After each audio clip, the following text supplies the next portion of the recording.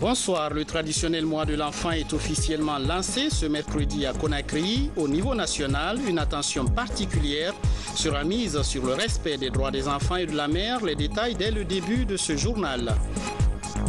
En image, un réseau de présumés ravisseurs démantelé à Conakry. C'est un gros coup de filet de la police judiciaire.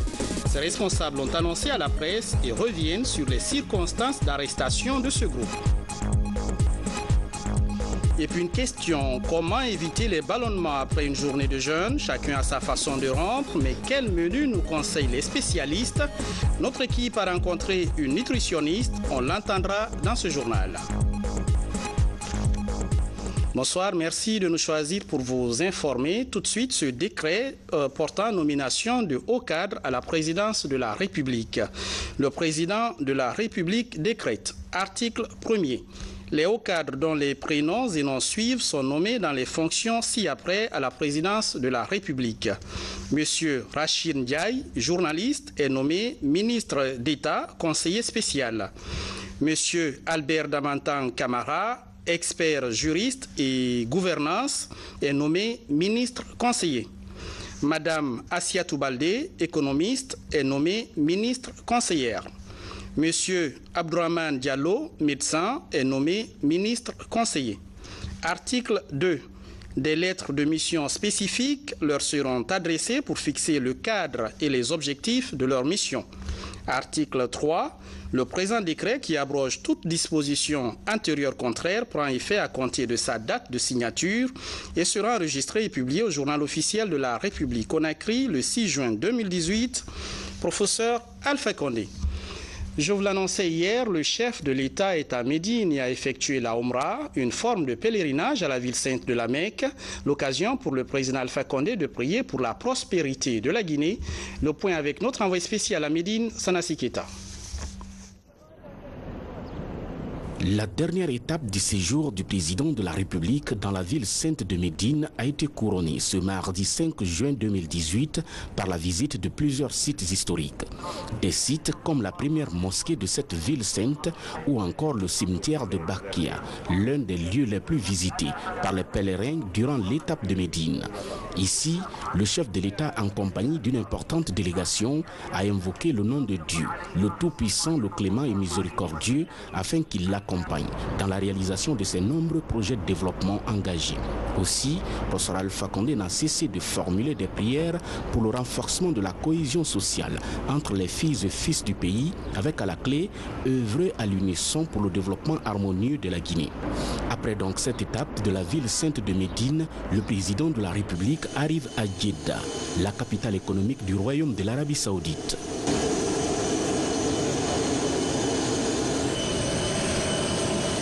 Ici, professeur Alpha Condé était attendu par une forte délégation de pèlerins guinéens pour prendre la direction de la première ville sainte de l'islam, la Mecque. La Mecque où professeur Alpha Condé est venu pour la Umrah, le petit pèlerinage. Ce voyage spirituel, cet acte d'adoration envers Dieu, ce moment d'unité et d'échange entre les musulmans, le chef de l'État l'entame par ces rituels appelés tawaf, qui consiste à faire 7 fois le tour de la Kaaba.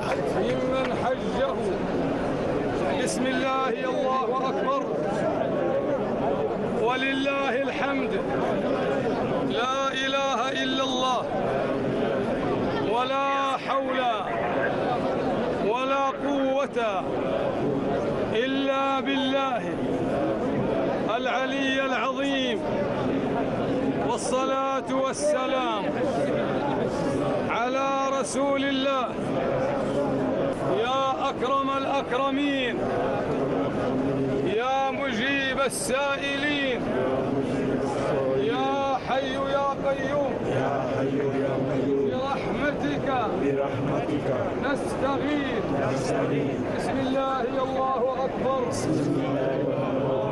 ولله الحمد لا إله إلا الله ولا نعبد إلا إياه. Autre rituel accompli par le chef de l'État avec sa délégation est bien le Safa et Marwa. Cet acte qui consiste à parcourir 7 fois le trajet entre 2 points est l'un des rituels obligatoires du pèlerinage mecquois, après le Tawaf. Là également, le président Alpha Condé s'acquitte de cette obligation religieuse.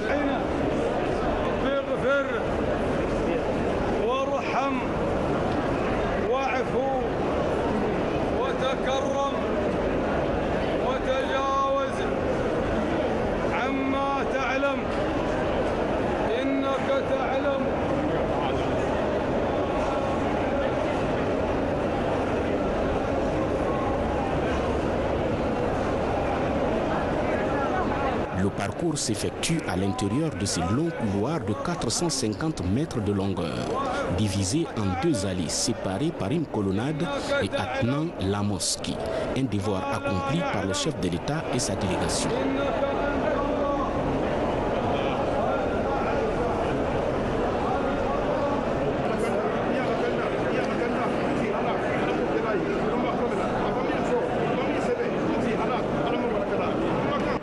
Ce sont des prières et bénédictions qui ont été enfin formulées pour l'unité et le développement en Guinée par ces imams guinéens en invoquant surtout le nom de Dieu, le clément et miséricordieux.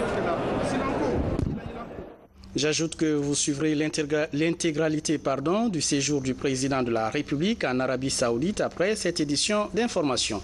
Et puis à Conakry, le Premier ministre reçoit les ambassadeurs des États-Unis d'Amérique et de la France. Au menu des échanges, le renforcement des relations entre la Guinée et ces 2 pays pour la réalisation consensuelle des projets de développement du pays. Compte rendu Adi Camara. La Guinée, signateur de plusieurs conventions sur le respect des droits des enfants, tient à son engagement. Depuis 1992, le gouvernement consacre 30 jours de plaidoyer en faveur de la promotion des droits des enfants. Cette conférence débat sur le mécanisme de protection des enfants marque le lancement officiel du mois de l'enfant, édition 2018. Une occasion saisie par les acteurs impliqués dans le processus de protection des enfants de porter un regard sur les violences dont est victime cette couche vulnérable dans la société.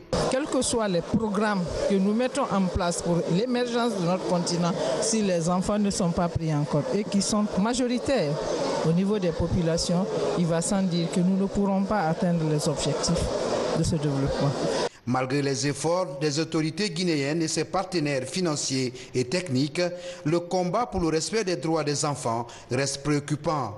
Donc c'est un mois qui est consacré à l'enfance et la jeunesse africaine, mais aussi donc ici guinéenne. Plus de 51%, plus de la moitié de la population a moins de 18 ans. Donc c'est vraiment un mois où on va réfléchir et trouver des solutions pratiques pour la promotion et la protection des droits des enfants et des jeunes. Et donc il va y avoir une série d'événements qui vont déboucher sur des engagements et aussi des solutions pratiques par rapport au système de la protection des enfants en Guinée. Serait-ce que ce ne soit pas seulement des mots qui soient dits, que ce soit plutôt des actions concrètes qui soient faites, que les enfants puissent être dans un cadre où ils pourront se développer, que les enfants puissent avoir l'occasion d'exprimer leurs idées, que les enfants puissent avoir l'occasion de se référer à des gens lorsqu'ils sont en peine. Le cri de cœur que j'aurais à lancer serait que les enfants puissent être mis à un niveau où ils devraient être pour que leur émancipation soit certaine. Pour la mise en œuvre et la capitalisation des instruments juridiques, 2 organes consultatifs sont mis en place. Il s'agit du comité de suivi de l'enfant et le Parlement des enfants de Guinée, des structures qui concourent aux efforts de protection et de promotion des tout-petits en Guinée. Vous l'avez compris, c'était plutôt un reportage sur le lancement du mois de l'enfant en Guinée. Je vous le disais tout à l'heure, le Premier ministre a donc reçu les ambassadeurs des États-Unis d'Amérique et de la France. Au menu des échanges, le renforcement des relations entre la Guinée et ces 2 pays. Compte rendu Adi Camara. C'est une entrevue axée essentiellement sur le renforcement de l'axe de coopération entre les États-Unis d'Amérique et la Guinée. Là-dessus, les 2 personnalités ont rappelé la réalisation d'un certain nombre de projets à caractère social et économique destinés aux populations guinéennes. C'était une visite courtoisie de commencer avec nos relations avec le nouveau gouvernement. J'ai eu l'opportunité de parler des progrès qui étaient faits depuis la fin de la crise d'Ebola. parce que nous sommes bien basés sur le secteur de santé. Il y avait assez des avancements, mais de parler de gamme de nos relations avec la Guinée, nous sommes très contents des résultats qui étaient faits, mais il y a toujours les possibilités. On va continuer en proche coopération avec le gouvernement. Alors c'était un bon échange de voir quelles sont maintenant nos priorités et de voir les priorités de son Excellence le Premier ministre, puisque nous pouvons travailler ensemble. Dès après, le diplomate américain, le Premier ministre Dr Ibrahima Kassory Fofana s'est entretenu avec l'ambassadeur de France en Guinée, Jean-Marc Grosguret. Les deux personnalités ont débattu en long et en large des questions relatives à la stabilité politique, au financement des grands chantiers et à l'amélioration du cadrage macroéconomique de la Guinée. Nous avons fait un tour d'horizon, à la fois des points d'actualité et puis des dossiers bilatéraux que nous suivons en commun. J'ai réaffirmé au Premier ministre la volonté de la France d'être aux côtés de la Guinée, d'accompagner la Guinée dans les réformes structurelles qu'elle compte mettre en œuvre pour aller vers plus de prospérité et de stabilité du pays et du développement. Très satisfait de la visite du discours, Dr Ibrahima Kassory Fofana a signalé que les chantiers sont nombreux, mais avec l'assistance des partenaires techniques et financiers, les projets seront réalisés pour le bonheur de tous les Guinéens. Et puis cette série d'audiences à la primature, au ministère de la Coopération et à l'Assemblée nationale, c'est un commentaire signé Ablaye Diallo.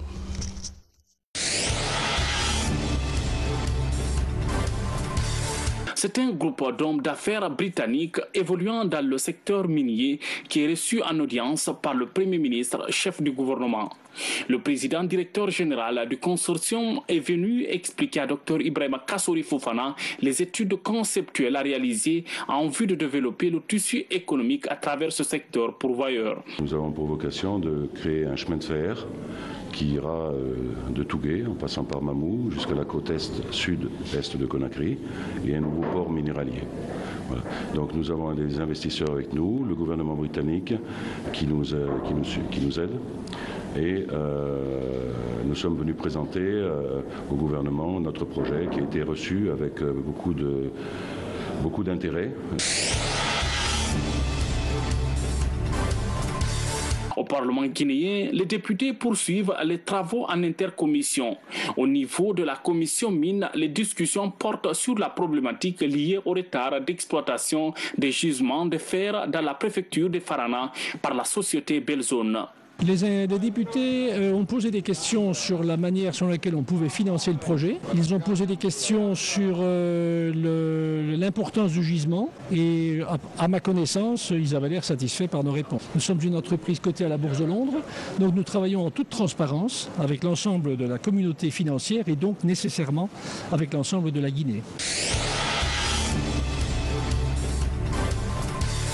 Pour son baptême de feu, la nouvelle ministre de la Coopération s'est entretenue avec deux bailleurs traditionnels et amis de la Guinée. Il est question au cours de ces échanges avec les ambassadeurs du Japon et des États-Unis d'Amérique de renforcer les liens de coopération entre la Guinée et leur pays. Ces rencontres ont permis également de faire le point sur les projets en cours d'exécution et d'autres avenants possibles. On a expliqué tous les projets en cours d'exécution, commencé par l'aménagement de ports de Caporo et construction des écoles primaires et fourniture d'équipements médicaux aussi. Mais comme Madame la ministre est un très grand spécialiste de coopération multinationale aussi, nous pourrons travailler d'une façon efficace.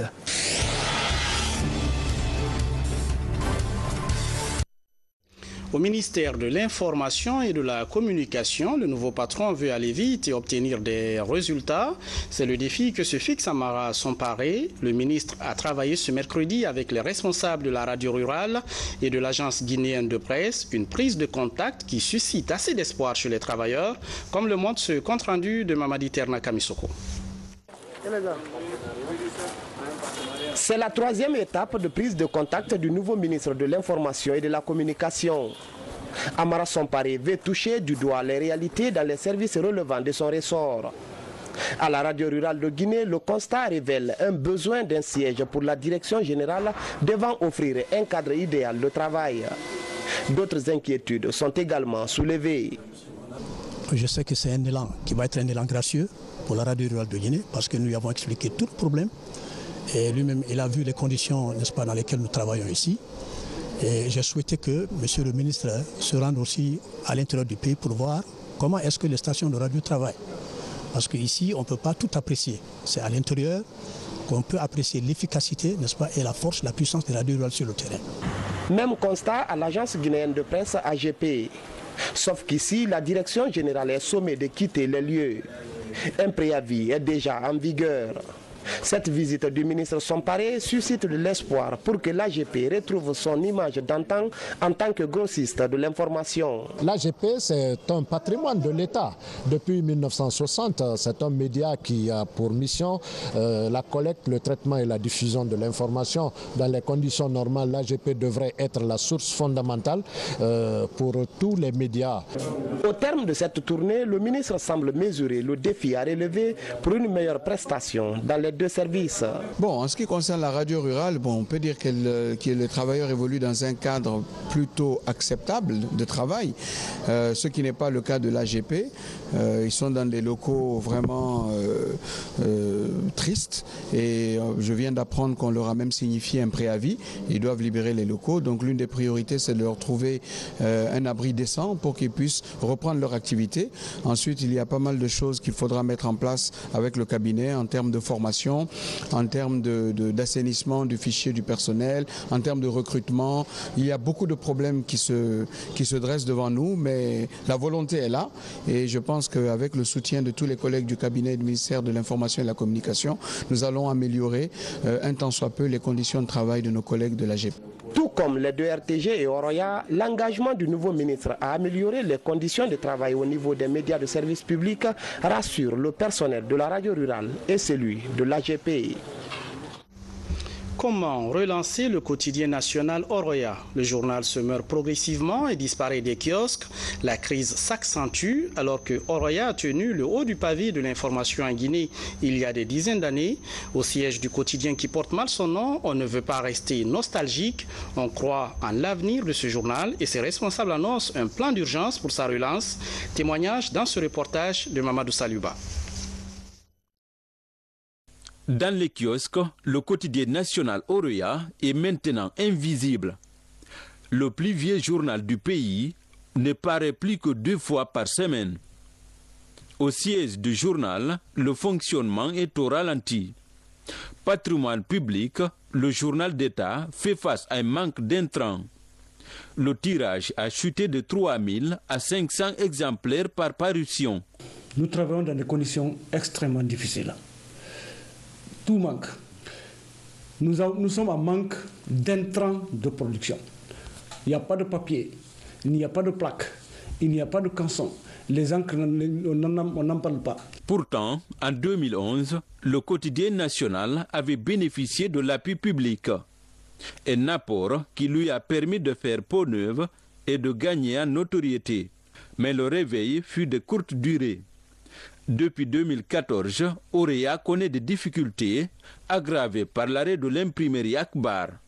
L'unique machine qu'on utilise qui est derrière moi, avec une panne qui dure plus de 3 à 4 mois, qui a duré plus de 3 à 4 mois, c'est pas dépanné, la machine est arrêtée. Donc la panne ne fait que s'empirer. Nous tirons dans le quartier, nous tirons dans le privé.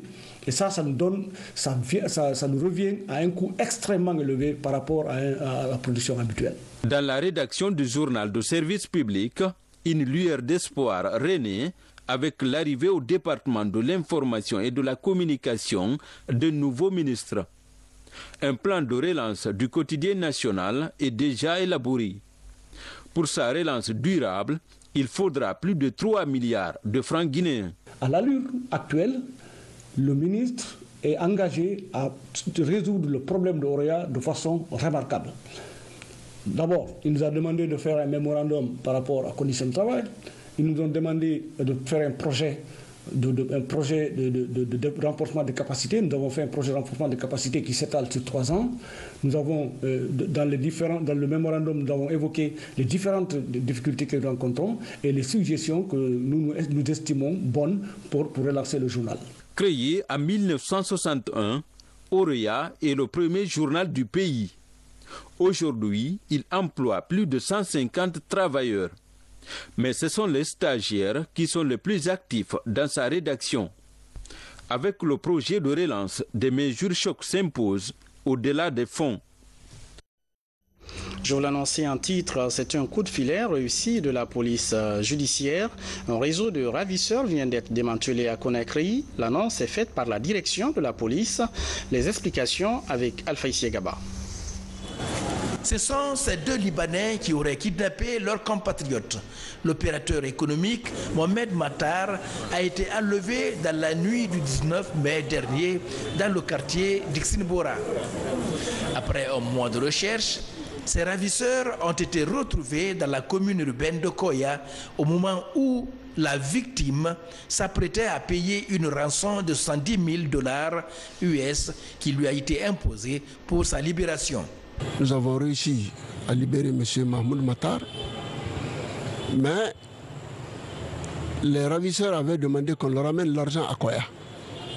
Donc, s'ils étaient payés, ils allaient indiquer où trouver Mahmoud Matar.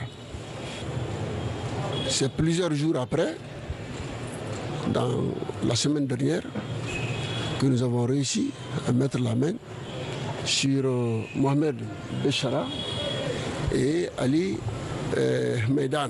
On a attaqué M. Mahmoud Matar dans un pays à Dixie. Je t'ai dit à cause de l'argent. C'est ça. C'est ça qui ça passe.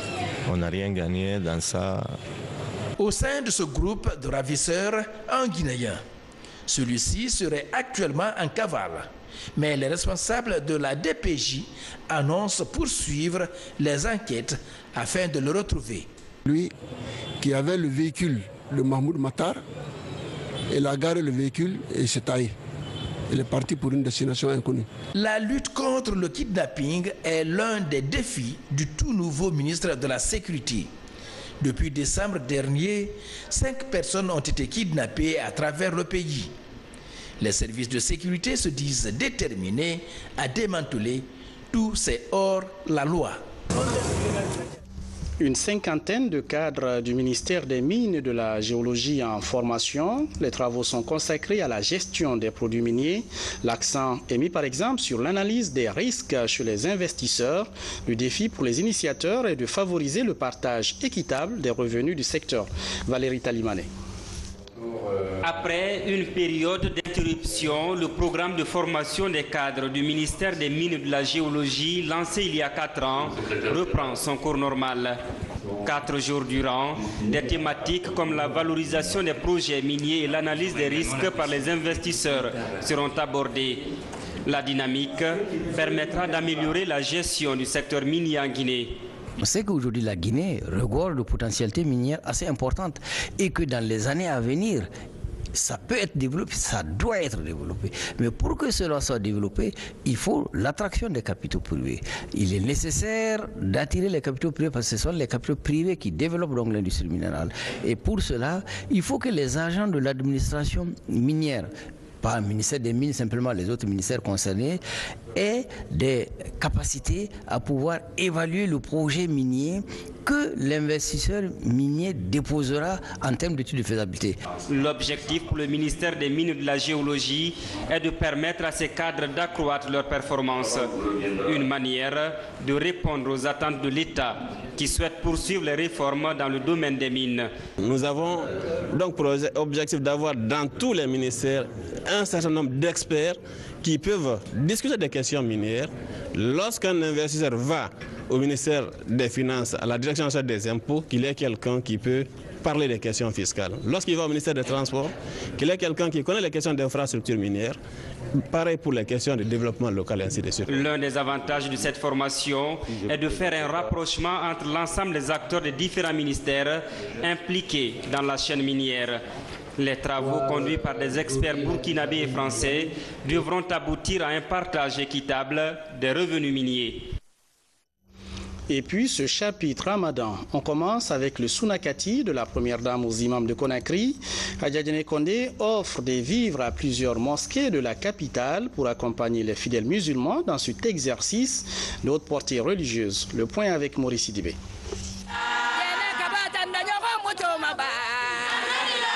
Cette scène de joie est celle des femmes de la cimenterie. Les populations de ce quartier bénéficient des denrées alimentaires composées de sacs de riz, de bidons d'huile, de cartons de dattes et de canettes de jus de fruits. Une action de solidarité de la première dame de la République pendant cette période de partage. Au nom de l'ensemble des fidèles de la cimenterie, nous vous disons merci et à travers vous, à la première dame et à son époux. Que Dieu les accorde une très longue vie, santé de fer, prospérité et que Dieu accepte l'union, la cohésion, l'entente des Guinéens et Guinéennes. Même opération de distribution de vivres à la grande mosquée de l'Ansanaya Plateau. Les imams sont les premiers bénéficiaires. Une action de charité de la présidente de la Fondation Prosmi pour aider ces chefs religieux à mieux aborder les 10 derniers jours du mois saint de Ramadan. Nous acceptons ce don. Nous le partagerons entre nous aussi et d'ailleurs au plus près à des pauvres qui sont démunis. Et c'est ça le vrai objectif. Nous ferons la conscience pour l'élargir comme la Fondation souhaiterait. Nous sommes convaincus que les imams, pendant le mois de carême, sont des personnes dignes de confiance. Ce sont des relais pour la Fondation Prosmi. Les 10 derniers jours seront la période la plus intense pour la Fondation Prosmi parce que ça sera, si vous voulez, une course contre la montre pour servir le maximum de musulmans qui sont dans le besoin, qui ont besoin de déjeuner comme tout autre Guinéen pendant ce mois de pénitence. Avant la cimenterie et l'Ansanaya, les fidèles musulmans de la mosquée centrale d'Antanor ont aussi reçu des sacs de riz, de cartons de dattes et de bidons d'huile. Cette livraison des denrées alimentaires est la suite des opérations de distribution de vivres à Landria, à Yimbaya et à Boussoura. Et pendant ce temps, plusieurs sont certainement encore à table, soit pour rompre le jeûne ou simplement pour digérer leur repas. En Guinée, le menu dans les familles est divers et varié à l'heure de la rupture. Du riz, de la bouillie, du thau, du thé ou encore du jus à base de gingembre ou de bissap. Un cocktail important pour rompre le jeûne. Est-ce nécessaire ou risqué pour la santé de tout manger? Adia Toubari a rencontré une spécialiste pour comprendre la question. Témoignage en images dans ce reportage. Dès l'annonce du crépuscule, les fidèles se précipitent sur les aliments pour la rupture. Dans la foulée, chacun a une préférence naturelle dans un menu varié. Nous aimons beaucoup faire la rupture avec du riz, parce que le riz c'est l'aliment de base de notre pays, la Guinée, qui donne la force et l'énergie. Je coupe le zinc à l'eau glacée, avec le guignan glacé, avec le riz. Consommer plusieurs aliments est une façon pour certains musulmans de compenser les calories perdues durant la journée, ce qui n'est pas parfois sans conséquences sur la digestion. Le problème, c'est qu'il y a beaucoup qui tiennent à être tout le temps avec les huiles, les boissons gazeuses. Puisqu'ils sont indispensables, il faut savoir les doser. Et puis, ça risque de vous donner des ballonnements avec des régurgitations. Même chez le jeûneur, l'équilibre alimentaire et la répartition du manger, suivant les 3 repas traditionnels, sont fortement conseillés. À la coupure du jeûne, ce qui est surtout recommandé, si vous avez 2 dates, vous pouvez couper le jeûne avec ça avant la prière, puisqu'il est très riche en fibres alimentaires. Après, avoir des aliments liquides, moins sucrés et légers. 20h, 21h, vous mangez votre repas de consistance. Mais tenir compte surtout de prendre encore des fruits et des légumes. À l'aube, on peut avoir aussi un repas équilibré avec peut-être 2 œufs sur plat. On peut l'avoir, on peut avoir une tartine de beurre dans le pain. La réhydratation est aussi un atout. Toutefois, ce médecin nutritionniste encourage la consommation de l'eau simple en lieu et place de l'eau glacée nuisible à l'organisme. Depuis hier soir, les musulmans sont à la recherche de la nuit du destin, une nuit bénie située dans les 10 derniers jours du mois de Ramadan. À Conakry, comme dans toutes les villes du pays, des prières nocturnes sont organisées, un instant de haute spiritualité qui invite le musulman à un moment d'introspection et de recueillement. Tcherno Maroufba et Ansouman Toumani Kamara nous en disent plus. Ce dévouement des croyants après 20 jours de jeûne vise surtout la recherche de la nuit de Laylatul Qadr, une nuit qui vaut 1000 mois d'adoration. En ce moment, ces fidèles sont déterminés à communier avec leur Seigneur dans la ferveur et pousser loin leur spiritualité. Dans cette mosquée, les jeunes sont au premier rang pour atteindre la nuit du destin. Nous savons que tout musulman qui arrive à avoir cette nuit, qui est la nuit du destin, a beaucoup de récompenses. Et dont la récompense vaut mieux que l'adoration d'Allah subhanahu wa ta'ala pendant 1000 mois, qui équivaut à quelque chose de 83 ans. Parce qu'on a parlé que pendant le mois de Ramadan, c'est bien de prier la nuit. Ça avantage beaucoup. Ça peut nous corriger sur nos erreurs. Ça peut nous donner des bienfaits pour le paradis, quoi. Durant cette nuit quête, qui n'équivaut à aucune autre, l'ange Gabriel descend du ciel en apportant avec lui la miséricorde d'Allah aux croyants qui se consacrent à la prière et aux invocations pendant la plus recherchée des nuits.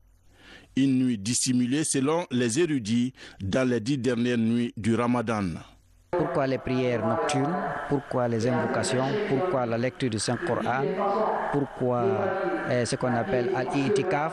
Pourquoi on fait beaucoup plus d'actes pendant cette dernière décade? C'est justement pour tomber dans la nuit du destin. C'est-à-dire c'est pour croiser la nuit du destin en fait. Beaucoup de hadiths sont unanimes à reconnaître qu'on doit chercher la nuit du destin pendant les 10 dernières nuits du mois de Ramadan. Que celui qui se consacre aux prières, aux invocations, à la lecture du Saint-Coran, aux actes d'adoration pendant toutes les dernières nuits de la dernière décade du mois de Ramadan, c'est sûr qu'il va bénéficier de la nuit du destin. La nuit du destin est cette nuit au cours de laquelle le Coran a été révélé au prophète Mahomet, paix et salut sur lui par l'ange Gabriel, comme écrit dans la sourate 97 du livre saint. On termine avec la présentation de condoléances au ministre d'État à la Défense nationale, chargé des affaires présidentielles. Dr Mohamed Diané a perdu hier sa mère des suites de maladie à l'hôpital sino-guinéen. Le Premier ministre, chef du gouvernement, s'est rendu à son domicile.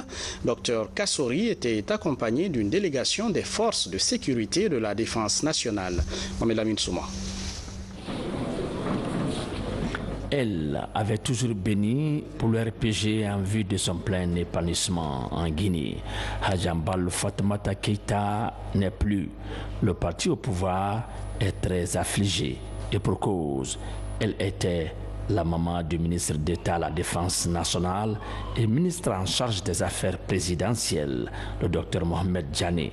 Hadjambal Fatoumata Keïta était âgée de 90 ans. Depuis l'annonce de son décès, le domicile familial de Dr Mohamed Diané ne désemplit pas. Les différents corps des forces de défense et de sécurité se relaient à la cité ministérielle de Donka pour présenter les condoléances d'usage.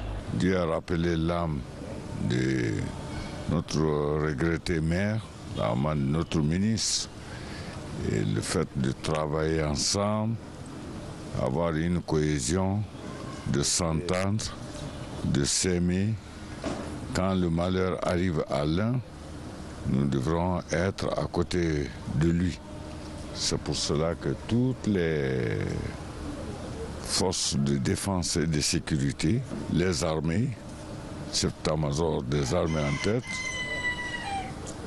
terre, air, mer, le haut commandement de la gendarmerie nationale, la direction générale de la police, la direction générale de la douane. Ça a ajouté au cabinet du ministère de la Défense nationale pour venir présenter les condoléances les plus émues, les plus attristées à son Excellence, Monsieur le ministre des Affaires présidentielles, ministre d'État à la Défense nationale, pour le consoler, pour lui dire que nous sommes ensemble et prier pour que l'âme de notre regretté maire repose en paix. Nous avons une armée soudée, soudée à son département, soudée à son premier responsable, le ministre d'État à la Défense.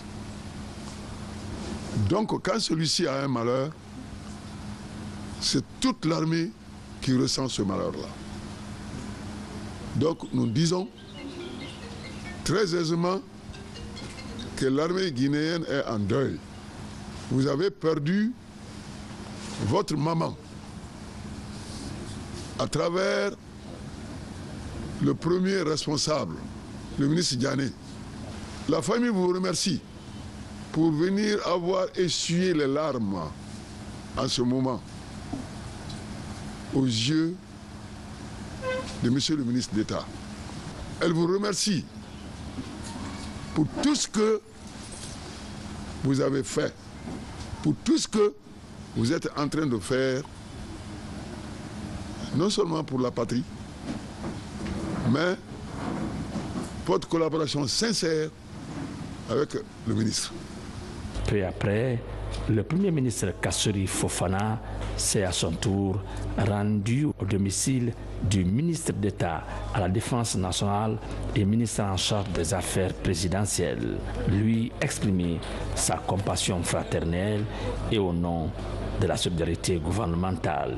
Au premier rang des nombreux visiteurs, des membres du cabinet de la présidence de la République et ceux du ministère de la Défense nationale.